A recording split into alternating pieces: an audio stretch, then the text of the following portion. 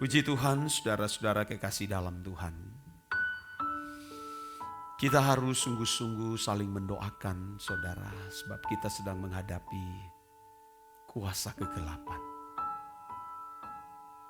Setan yang tidak pernah berhenti mengacau balaukan. Setan yang tidak menghendaki ada jiwa-jiwa yang diselamatkan, saudara. Makin dekat hari Tuhan, makin intens iblis bekerja menjatuhkan.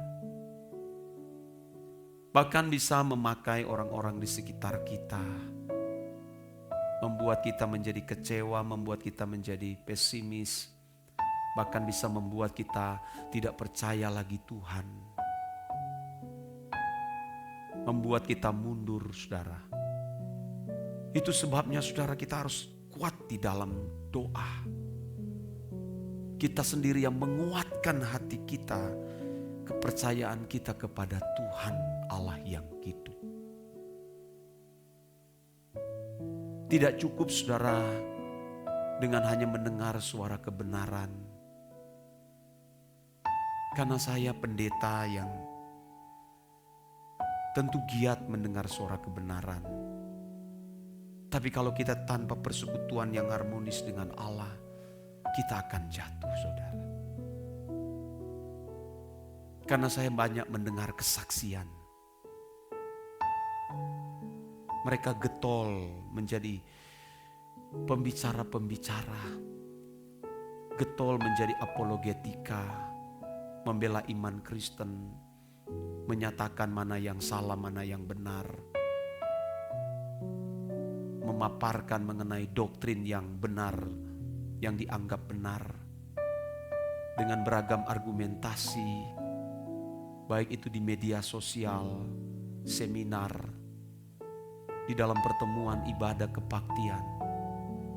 Ternyata saudara, tidak sedikit yang jatuh. Tentu saya menganalisa dan sharing, dan ternyata saudaraku, miskinnya perjumpaan dengan Tuhan. Karena saudara, doa itu hanya dianggap sebagai hal yang biasa. Sehingga pada akhirnya dia sadar, seseorang ini sadar, dan akhirnya dia mulai giat berdoa, saudara. Dan puji Tuhan banyak mengalami perubahan-perubahan. Istrinya yang tidak mau ke gereja akhirnya melihat suami yang mengalami perubahan. Dia akhirnya mulai bertanya, kamu ibadah kemana ya? Akhirnya mulai ikut kebaktian.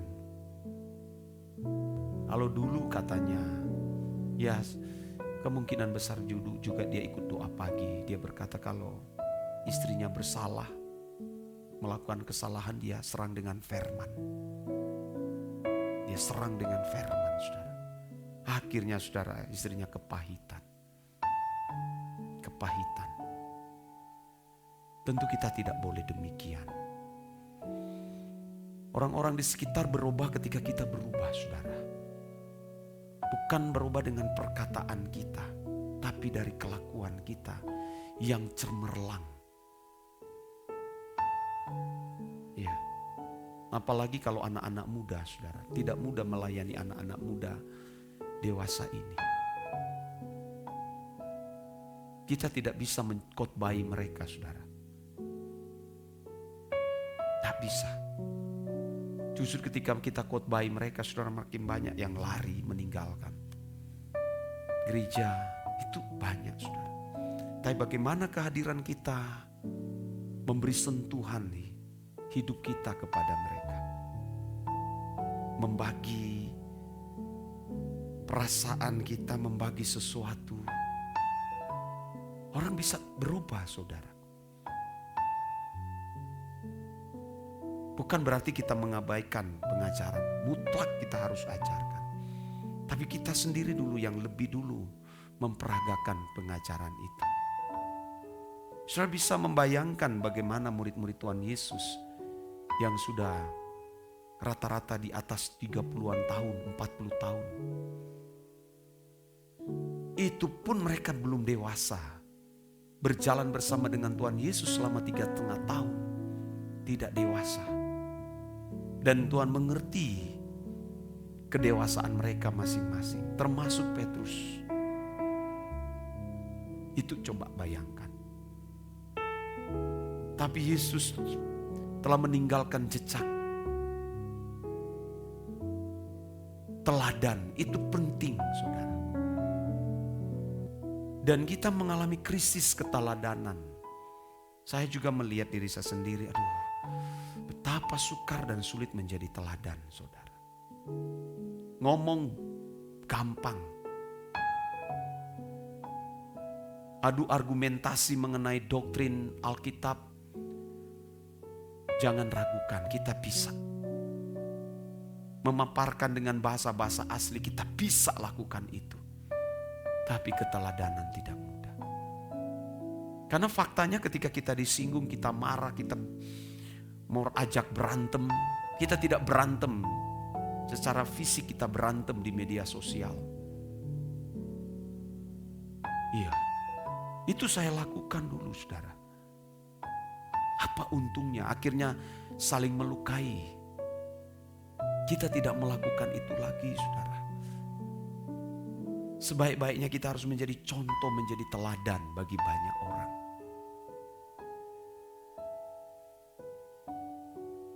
Firman Tuhan jelas, dari perbuatanmu lah orang akan memuliakan Bapa. Bukan dari kepintaran kita, saudaraku. Kecerdasan kita. Bukan berarti kita mengabaikan semua itu. Tapi kita harus memperagakan kehidupan Yesus di dalam diri kita. Sehingga orang bisa mempercayai. Orang bisa mengakui di dalam hidup ada Kristus, ada Tuhan. Kalau hanya sekedar perkataan, tidak bisa membuat orang berubah. Apalagi kalau kita tidak bersedia menjadi anggur yang tercurah, menjadi roti yang terpecah bagi sesama kita. Wah, itu lebih gila lagi. Perang salib itu, saudara, meninggalkan jejak yang buruk dalam dunia kekristenan. Perdebatan di konsili-konsili itu meninggalkan kepahitan. Karena perang doktrin, masalah kemesiasan, masalah ketuhanan antara Arius dan berbagai aliran-aliran yang lain. Tertullianus, bapak-bapak gereja, itu konflik luar biasa berkepanjangan. Karena mau menetapkan satu doktrin yang benar yang begini mengenai kemesiasan Yesus. Akhirnya, saudara, hanya karena kalah doktrin, ada yang dipenjarakan, dibunuh. Apakah ini kekristenan itu, saudara? Kita tidak boleh lagi melakukan itu, saudara. Kita harus memperagakan kehidupan anak Allah yang cemerlang melalui kehidupan kita. Pada waktu kita berkhotbah, kita meneduhkan. Saya banyak kesalahan di sini, saudara. Dan tentu saya mau membenahi diri. Melukai orang saya banyak. Tapi saya memilih Tuhan bertobat. Pada waktu saya berkhotbah memberi damai sejahtera, karena saya tidak tahu orang yang hadir itu beragam pergumulan hidup. Saya harus menghadirkan khotbah yang membawa damai sejahtera, saudara. Yang menyentuh batinnya, bukan melukai. Itu saya sudah lakukan, bukan hanya sekali dua kali, berkali-kali. Itu sebabnya saya harus banyak mengalami perjumpaan dengan Tuhan supaya aku bisa menyampaikan berkhotbah dengan perasaan Bapa. Tanpa tendensi apa-apa terhadap seseorang. Itu hati ini kan licik, saudara. Oleh sebab itu, saudara, kita masih diberi kesempatan. Ayo kita terus berjuang. Ya, menjadi pesan Tuhan bagi saudara sekalian dan bagi kita semua.